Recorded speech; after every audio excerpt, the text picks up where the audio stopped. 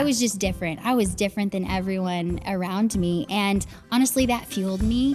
And that's really important to me is my platform and my motto in life is really the idea that everyone deserves the right to be unlike anyone else. Hey, everybody. Thanks again for listening another week to the Kick Your Boots Up podcast. It truly means a lot to me. Season 3 has been epic so far. I've been able to show you a powerhouse of women, the ladies in my life that I look up to. And there is one sitting right next to me that we were just talking. I followed for a while and I'm actually starstruck that she's in studio. So guys, Kalyn Grokett is here. Thanks for being in the studio and on the podcast. Thank you so much. I am honored to be here, truthfully. So thanks for having me today. You're welcome. And honestly, it's so cool because there's a lot to talk about with you. Being a ranch wife is really hard. And then being a ranch wife of a husband that travels is really hard. And being a ranch mama is really hard. So tell everyone out there what you do and basically how you got to where you are today. That's a very loaded question, but take your time. Yes, ma'am. Thank you so much. So it's honestly been a journey to get to where I am today. And everyone has a journey. Everyone has their own respective journeys. And so honestly, I have always loved agriculture my entire life. So I grew up a ranch kid in Oklahoma on a commercial cow-calf operation. I was eaten up with raising cattle and ranching and working hard in that way. And then I have gone throughout my career. I went through school and then I found myself afterward very much still committed to agriculture and pursuing that through Oklahoma State. And I was also eaten up with FFA also too in high school. And so I was destined to be in agriculture. And so after school, I met my husband, who was a ranch manager at the time in the Osage of Oklahoma. And so I had great plans after I graduated with my BS in animal science and ag econ and ag business from Oklahoma State. And then I met Connor, and that took me to a middle of nowhere spot, which we actually really, really loved in Shidler, Oklahoma. And so I went into the ag finance industry. That was the opportunity that was afforded me at the time.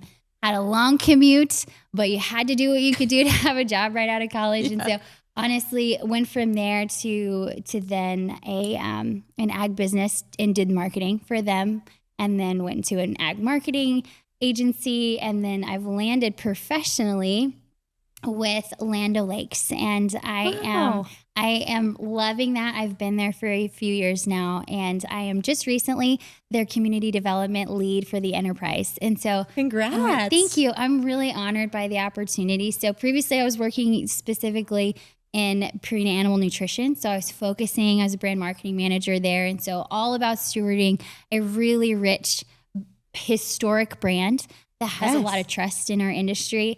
And then now my focal areas are now expanded to include our dairy foods business, our crop inputs business, and then of course still our animal nutrition businesses. And so I'm really excited about that professionally, but even aside from the professional side of things, really most importantly, I am a mom and a wife, and that has been really, really wonderful. It's pushed me a lot in my personal space. We have a lot of things that we're often doing and on top of being a professional too. And so I have 2 little girls, Sonora and Quay. And so Sonora is 4, Quay is almost 2. And my husband trains reined cow horses in Oklahoma. So we also then ranch. We run some cows on the side. We're trying to grow as much as we possibly can. Super active in our church and in our communities. And so we are very, very busy. Did that answer your question? Yes, it did. Okay. You did so good. Okay. And I have a million more questions to ask you because I'm like living on every word. Okay, so I think whenever I last looked at your location, you're currently in Wyandotte, Oklahoma? Yes, okay. Yes, ma'am. Which like a lot of people wouldn't even know how to say that. Right. But in Okie, I'm like, okay, where is Wyandotte at though? Yes, so it's northeast of Tulsa. And so it's really on the state line of Oklahoma. So we are in a tiny town that I actually grew up in, which I never would have thought I landed there. Wow. Never say never, folks. Never say never. But we moved back to there from northwestern Nebraska, actually, when we found out we were having our first little one. And then so we landed, I think, 5 miles from where I grew up. So it's been quite the journey there. So it's close to Miami, Oklahoma. So NEO A&M College, like very close to there. So yes, landed where I grew up, which is crazy. Oh my goodness. And so I've got to go back to whenever you said you were in Shidler in your Osage Hills. Yes. That's actually kind of where I'm from. I'm from Cleveland. Okay, Northeast Oklahoma. But yes. Osage. Actually, our crew is familiar with Osage. We just did a shoot there not long ago, so we got to kind of show them a little bit. That's awesome. But whenever your husband was there and you guys were there, talk about rural living there because goodness. It's like so remote. And even you might feel remote now too, but just talk about it. Oh, we love our days in the Osage. Oh my goodness. I had to be careful because my husband would take us back there like in a minute. Was that at, oh my goodness, I'm blanking on the name. Oh, the Drummond Ranch? So yep, Connor would work with the Drummonds. Absolutely. He worked for a lot of different ranches in that area. Okay. And so he worked at the Bow Tie at the time when we got married. And then he worked quite a bit with 4 Acre, the Deseret ranches there too. Okay. Sooner Cattle Company would be another one. And so there's so many ranches in that area. Really, that's like the heritage is so rich. Like it is cool to be cowboy in the Osage. And so we loved being there because then you felt like such a big part of the community because everybody was a cowboy and not like, a cowboy, like they were legit handy cowboys. And respectful, like the real deal. Yeah. It was very much like a culture and a lifestyle there. And so living there, honestly, it was one of our favorite places that we lived. We lived a lot of places. So we went from Shidler, we went then to the Flint Hills, which is where my husband's from. Managed a ranch there. Managed about 4,600 cows and a yearling outfit there too. And then we moved from there to no man's land, the Panhandle of Oklahoma. So we've lived in a lot of rural areas and kind of painting this picture here. And so we lived in Turpin, Oklahoma, just south of Liberal, Kansas in the Panhandle. And then from there we went to Northwest Nebraska and he managed a grow yard there. So it was a very big journey of just rural living. We were a bit of gypsies, I would say. And so now we've been where we've been for almost 5 years, which feels weird because I'm like, okay, we've been here a long time. Like, where are we going next? We do that. But honestly, you just get used to it. Living in the middle of nowhere, you get used to having an hour drive to anything to get groceries, to go to dinner. And then when you get to town, all you have is fast food. Like you get used to that. And it really was a very fond time in our life because you don't have anybody but you and your spouse or your family or kind of like the people on the ranch. So you didn't really have many things. So you had to make sure the things were right in your reach. So, and it sounds like you guys have truly just really bloomed, blossomed wherever you were planted. And I think that's the beauty of life. And I'm actually picking up on so much wisdom you're dropping because you being a few seasons ahead of me, I am like hanging on to every word you're saying. Like, okay, so you're right. We don't have to have it all figured out. We don't have to have it. And I know a lot of our listeners out there are that same way. So along those same lines, we love a good meet cute story, a good love story. So please share with us your, it sounds like short-lived meet cute dating scene as to how you landed, or actually not how you landed your husband, how he landed you. Exactly. I remind him that all the time. Good, you should. Yeah. What did they say? Like, know your worth and add tax? Absolutely. Yes. So my husband, Kalyn Grokett, we've been married for almost 9 years, which is crazy to think about. We were just reminiscing about that on our trip up here. So crazy to think about. Been together for almost 10 years, I guess is how long we've been together. But my husband and I were met and married in 10 months. That's crazy. So, oh my gosh. Oh my goodness. If our daughters come up to us and say, Mom and Dad, we're getting married. Like, oh man, nope. Their dad is going to shut that down really fast. So it's one of those things that we learned a lot at the beginning. And we're still learning every day now. I remember it's funny now to think about because my sister came in for our wedding and she hadn't met Connor at that point, of course, because we were just 10 months in. Wow. A lot of my family hadn't met Connor at that point. So we were, getting ready for the wedding the night before. And she asked me, she's like, Kalyn, does Connor have a sense of humor? And I couldn't answer the question. I literally couldn't answer the question. Come to find out, he's hilarious. And he's so much fun and so funny to be around. So honestly, I'm thankful that happened because I had to kind of like fake it till I make it. I was like, I know him so well. And then we got married and then here we are. It was honestly like we've been on a journey. And really our marriage, I think, is a big testament of God's grace because we honestly should not be together. There were many times where we were like, okay, this is not gonna work out. We're gonna, it was really, there were those moments where it was like, I am not a proponent of divorce, especially if there's anything that can be done to save it. But there were times where, man, we had our hands in the air, and God really restored. God stepped in and really saved our marriage. And now I look back and, 9 years in, and I am so grateful because my life has been so blessed by my relationship with my husband, and he's restored that. So, it's been really, really special. So to your original question of like how we met. Yes. So Kalyn Grokett competed with the Working Ranch Cowboys Association, and they have a finals every year in Amarillo. And so in 2015, he was at the finals, and he rode a heck of a bucking horse called Betty White, and he got bucked off, and it was a heck of a, it was this huge wreck in the arena. And I remember looking at me like, man, that's a handy cowboy. Like, man, he's got this stuff. She was a tough horse, but I remembered him from that moment. And so fast forward a couple of months, and I get this Facebook message, which I honestly hate. If I'm being honest, I hate saying like, yeah, I went through Facebook, met my spouse through a social media network, Same. But yes. But like, I didn't respond. So like, this cowboy reached out to me. I did.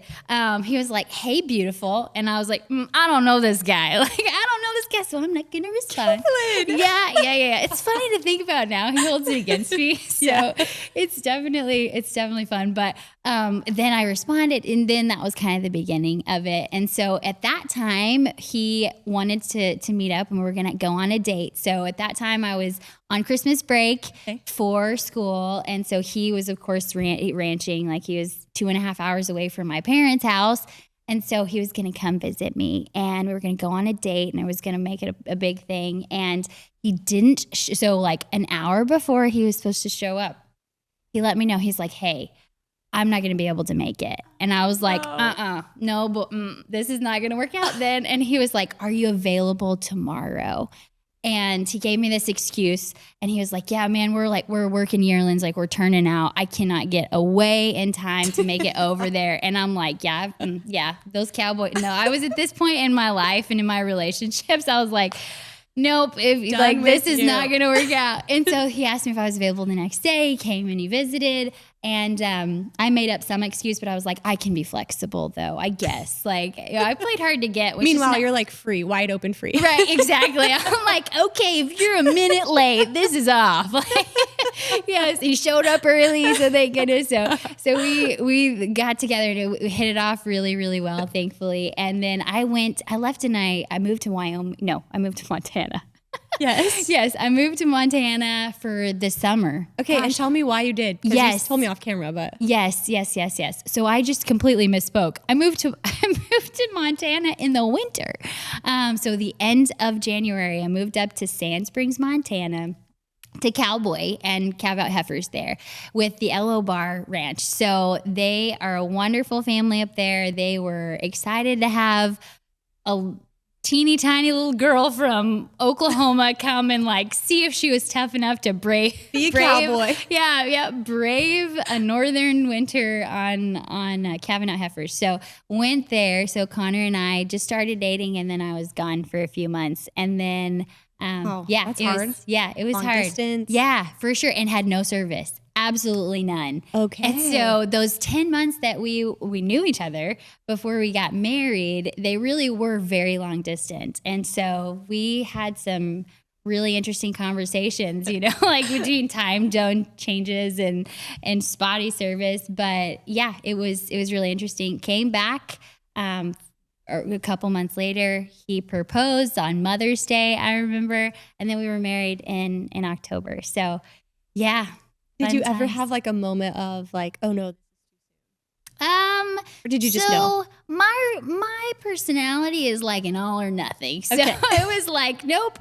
We're doing it or we're not, dude. And so I was at a point in my life where I was ready. I was ready, and so we jumped in, and I think all of our family and friends had those moments where it was like, this is too soon, but we're like, see ya, like, be there or not, we're getting married. So well, I love that you were so real to talk about the hard part too, because my girlfriends and I chat about all the time. We're in a fun season where you, as you know, everyone's in a different, like you already are married and almost for a decade and you have kids and stuff. And then some girls are just starting to get married, just starting. And, Yes. I'm right in the middle. We've been married for almost 3 years, and I cannot lie to you. The first year was really hard. We decided not to live together, just as you guys. I mean, you didn't have a chance to, really. Right. And he grew up with a brother and I grew up with a sister.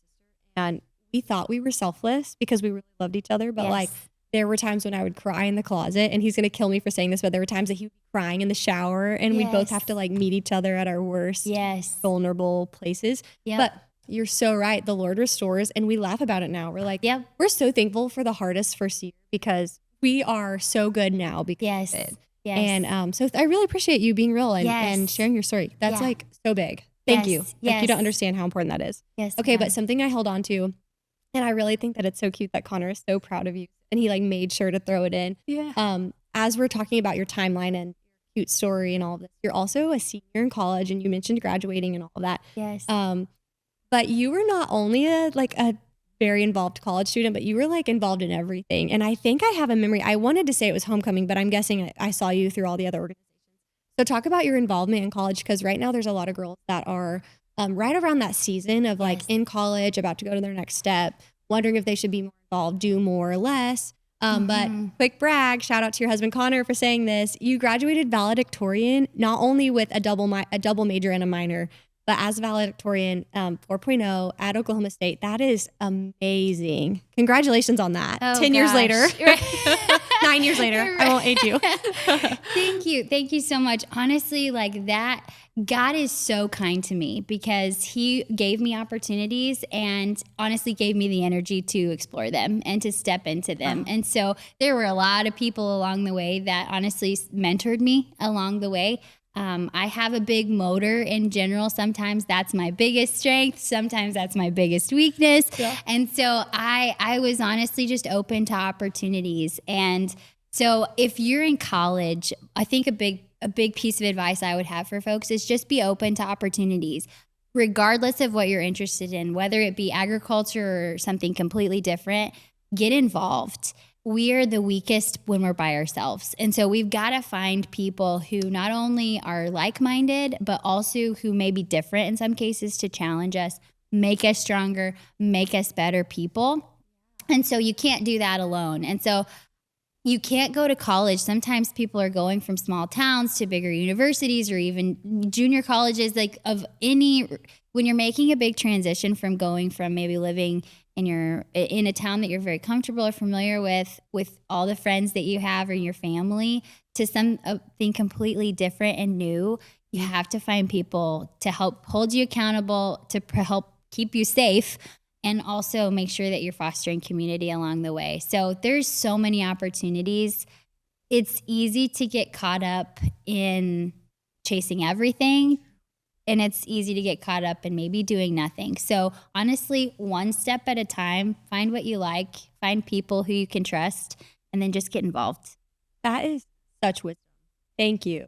Because like, I'm even looking at that in the real world, not even college. And I'm like, that's so true. Like, I couldn't do life alone, let alone like without my girlfriends or without my husband. Yeah, that's so solid.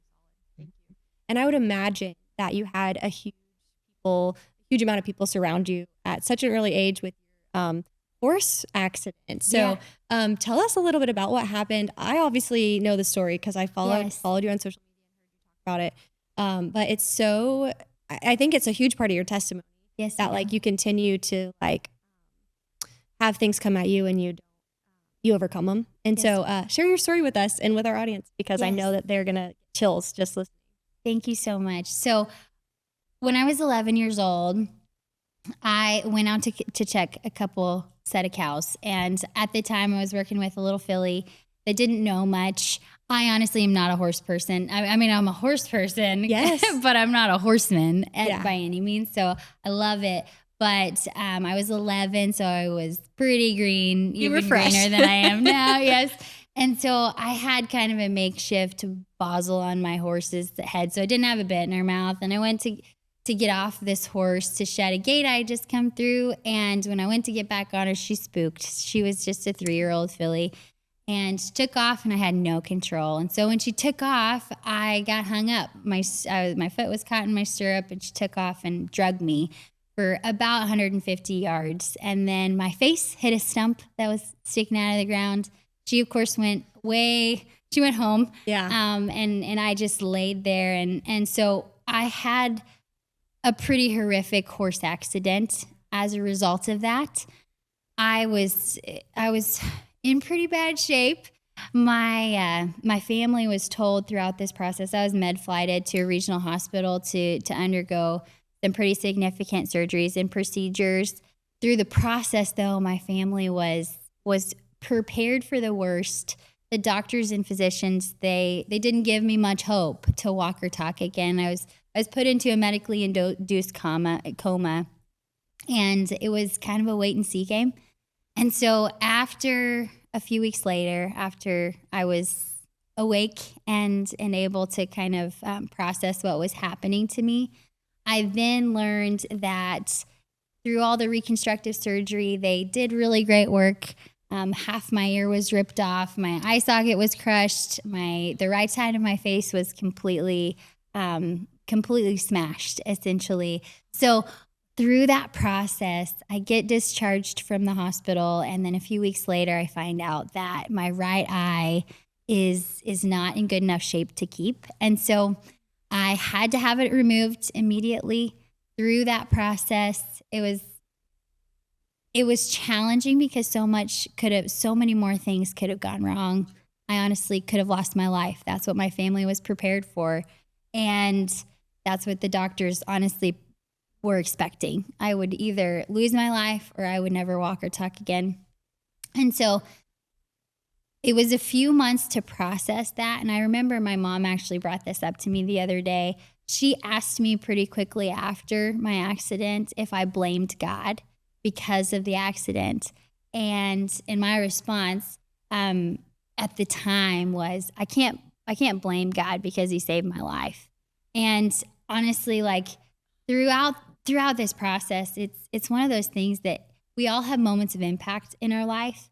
I'm truly thankful that mine happened at 11 because that set me up to have a really purpose-driven perspective through my life. And so regardless of if it was a high school opportunity, a college opportunity, my career, my personal life today, you really have to come face to face with the reality that if you have a breath today, if you're given today as a gift, you're there for a purpose. And you have to spend your life really seeking out the role that God has for you still. Because if you're here, you have one. So that's really the perspective I'm thankful for to have gotten at a young age. So every step and opportunity I've had has been with that in mind of like, okay, Lord, you've got an opportunity for me. Let's go. Give me what I need in order to pursue it. And let me be the vessel to shine and share my story. Yep. That's just amazing. I am in awe because even I hadn't heard that many details of this. Yes, ma'am. First of all, thank you for sharing. That's incredible. And I can't help but wonder, because like at 11, it's a pretty prominent time in your life. You're about to go through puberty. It's the weird middle school phase. Were you ever bullied because of it? Were you ever shocked? Yeah. Yeah. No, that brings up a really great point. Thanks for asking it. So when I was homeschooled until I was in high school. And so freshman year, I wanted to get into FFA. In order to get into FFA, I needed to go to the public school. So I went to the public school, and I, of course, like another prominent time, it was like really like from 11 to, like probably 17. Like those are my most awkward years. I like to think I've come out of them a little bit, but there was definitely a lot of things I learned and developed through that time. But absolutely. So going to a small school, the town I grew up in, the school I went to, very, very small. Very close-knit community, but I wasn't really a part of it, honestly, until I went to high school. And then I had an excuse to develop relationships with the people that were my age and kind of the families in those areas. Go sit at the Sonic, go to the football games. Yes. Right. Because I was just a ranch kid. I loved it. So, I stayed home, ranched with my dad, rode horses, like all of those things and love that part of my life. But when I got to high school, I was very different from a lot of the kids that I went to school with, a lot of my peers. I was very clear because of my accident at 11. I knew who I was. I knew I was a child of God and I had a really strong purpose in front of me. And so every time I had an opportunity, I took it. And in small schools, there's nothing but opportunity because True. they just need warm bodies, you know, like they just need people with an appetite to do. And so that was really kind of like one thing. I was already different because I was very strong in my faith. Thankfully, I knew exactly who I was. I knew I had a purpose. And so I got into school, and thankfully, because there were so many opportunities, I was successful. So there was a lot of opportunities. Again, took what God gave me and ran with it. And there were a lot of people that did not care for me.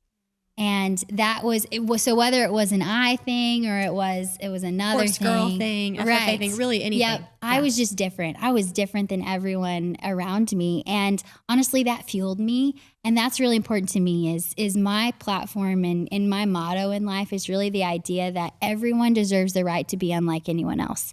And so I hate a trendy culture, honestly. Like I do everything. That's why I've been off Instagram for 5 years. It's because I'm like, okay, like I just need to step back. No more trends. Right, exactly, right. Yeah. And so that's really, honestly, it fueled that in me. It fueled that individualism in me of just wanting, honestly, at that moment when people would say mean things, when folks would seemingly attack me, it was almost fuel to be better, to be stronger, and to seek kind of perspective and support from people that I knew would push me back to the Lord and would push me back to what would actually get me further in my life. And that was not responding to those kind of accusations and attacks, I think. So, it's definitely, it made me stronger, which is hard because bullying can look different for everyone, right? Yeah. But it definitely, I was thankful for, honestly, kind of the ridicule so that it would set me up for success in my future.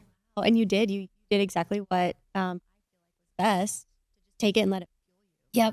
Yep. That's like so inspiring. And I see a lot of my younger self in you as well, because there's a lot of like, small town has its own thing. I love it. I wouldn't trade it for the world. I would love to move back to a small town, but for sure, it's like a lot of smaller challenges that you have. Yes. And I hate that we're like talking about things that are so heavy. So I'm going to kind of shift it a little bit. But part of this, I'm genuinely curious about, since you've had such a strong overcomer story, was there anyone that you ever to kind of be like a mentor for your faith? Because obviously at 11, you couldn't know everything about the Bible. Yes. And know everything about whatever. So who did you look up to or really talk to? Thank you for this question. So my mom, Phyllis McKibben, is the most incredible person. I'm going to cry. Oh my gosh, I'm going to cry. Don't cry. Apologetically, I'm going to cry here. Good. So Phyllis McKibben is my mama, and she is a powerhouse in her faith. Oh my goodness. She has the power of the Holy Spirit just like flowing through her veins. And so having that as a child and watching that even into adulthood and seeing her with my kids, it's been such a gift because I realized that few people get that. And my mom is, anyone who meets my mom, they get the exact same feeling. So she just radiates the Holy Spirit. And so thank you for the question because she is that for me. I mean, she's just wonderful, and she'll be the first to remind me exactly how the Lord has come through in my life. Yes. Anytime I ask a question or anytime I'm doubting something, she will bring up 10,000 examples of how the Lord was there for us, how he made a way, how he moved obstacles for us. And so honestly, my mama, man, thank the Lord for her. I did not mean to make you cry. Yes. I'm so sorry. No, you're just fine. I would definitely do the same thing about my mom. Yes. It's really beautiful. So I commend you too, because seeing you be a mama that you are and seeing your kids, it's just a beautiful thing. But I can't help but be genuinely curious more about your eye situation. What has been, talk us through some of the challenges, because people probably don't look at you and notice that you have a prosthetic eye. People can look at someone with like a limb and notice, okay, there's, so you've probably had challenges through that. And then I remember on Instagram, you had done like a series on how to change out your prosthetic, or not really how to change out, but like getting fitted and all of that stuff. So tell us that stuff, because that is so intriguing. Yes. So it's been a journey, but it's now been so long a part of my life. Like it's just part of me. So sometimes I honestly forget too. So when I had my original eye removed, you get a prosthetic. So you get a prosthetic eye, and it's formed to your eye socket. It looks like just a really thick contact, but it's completely custom to your natural eye color. And so that is a whole thing. Takes several days to complete. It has to be replaced every 3 to 5 years. So it's something that I'll continue to do throughout my life. So with the whole process of going from 2 eyes to 1, there are certain things that I am not good at because of it. So it is one of those things that you realize you have no depth perception when you only have 1 eye. And so if you can imagine 11-year-old me and honestly like 29-year-old me here, you realize like, oh gosh, like that's further away or that's closer. And honestly, I often just will like blame the fact if I like miss a calf or I miss a steer. I'm like, oh, sorry. I thought it was closer than this. Like, like it's a really good excuse. And like my husband's like, just rope the dang thing. I'm like, no, that's fine. I'm just having fun. I'm just playing with it. Exactly. So yeah, it's something that is the difference. Like you have to kind of go into that. And so because I also work in front of a screen or I work from a home office, I'm in front of a screen for many, many hours in a day. And so you realize like when you're not using your eyes just naturally and you're sitting in front of a stationary object, you realize like you don't blink very much. And so there are certain things as I've gotten older that you just have like chronic dry eye, or you just realize some things might be a little bit harder without 2 eyes than with. Also, my poor husband, when he's trying to like teach me how to run a gun, it's like, oh, I'm right-handed and my right eye is the bad eye. And so it's kind of, it's an interesting process to watch a right-handed person try to shoot a gun when they have to use their left hand. So those are the harder things. Yeah, honestly, the things that I would never think about because I am so clumsy, and also I joke that I'm blind, but I am. I can't see close up or far away. So really, realistically, I should be wearing glasses today and just forgot them. But you quite literally have probably found yourself like hitting your head on things, or that is a struggle too that a lot of people don't have to deal with. Yes, that's crazy. And then briefly, I know because we could be here for a whole nother hour, probably talking through the process. Is it hard or uncomfortable getting your eye refit or getting an eye in? Yeah. I remember the thing I remember specifically was there was like this little suction cup thing. Yes. That seems cool too and weird. Yeah. The process is fascinating and I feel like I know way more about it now, of course, because we've gone through it several times. Yes. But it is uncomfortable. It's very uncomfortable. And a lot of people will ask me like, do you take your eye out on a regular basis? No, I don't. I probably should. Honestly, I just get caught up, in life. But you have to, just like any other like prosthetic, you have to maintain it. You have to make sure that it's cleaned and sanitary and things like that. And so it is an uncomfortable process, but thankfully it fits perfectly now. So it's just part of me. So yeah. That is awesome. So cool. I've learned so much. Thank you for sharing. I mean, I'm like so intrigued. And then before we go, I can't help but wonder, are you on the sourdough train? My gosh. Are you a baker?